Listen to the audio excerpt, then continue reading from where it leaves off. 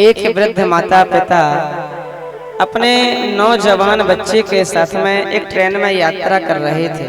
सज्जनों, जो उनका नौजवान बच्चा था उसकी एज वही 24-25 वर्ष की थी और वह बच्चा ट्रेन की खिड़की के साइड बैठा हुआ था महाराज, और आउट साइड में देख रहा था। ट्रेन की स्पीड बड़ी तेज थी।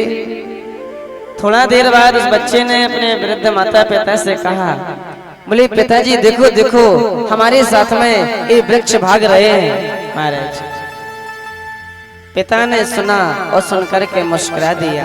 महाराज, सामने वाली सीट में एक युवा और एक युवती यानी एक पति और पत्नी बैठे हुए थे।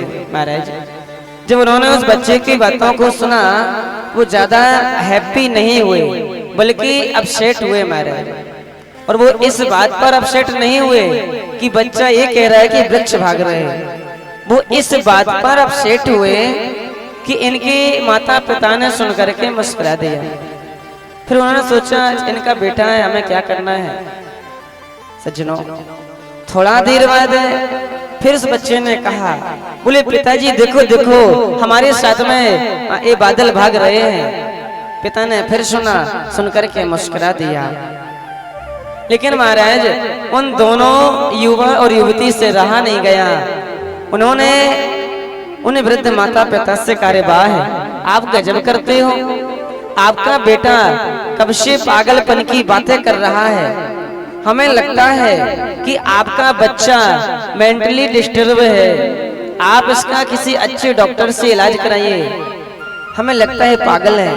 महाराज, उन वृद्ध माता पिता ने कहा कि आप बच्चे के विषय में कुछ जानते नहीं, बच्चे के दर्द को जानते नहीं, और आपने बिना जाने उसे पागल घोषित कर दिया, पागल कह दिया। उस बच्चे के माता पिता ने कहा कि मैं आज अपने बेटे का इलाज एक बहुत बड़े डॉक्टर से करा करके आ रहा हूँ।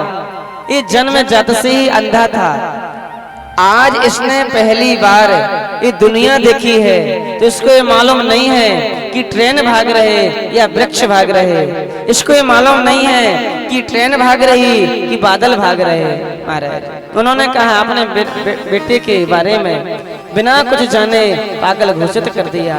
सज्जनों, वो दोनों युवा और युवती सकुचा जाते हैं, शर्मा जाते हैं और सिर नीचा कर लेते हैं। महाराज, सज्जनों, ये सत्य है कि वृक्ष नहीं भाग रहे, ये भी सत्य है कि बादल नहीं भाग रहे, लेकिन सज्जनों ये भी सच है कि उस बच्चे के विषय में वो दोनों युवा और युवती नहीं जानते, इसलिए उन्होंने ऐसा कहा।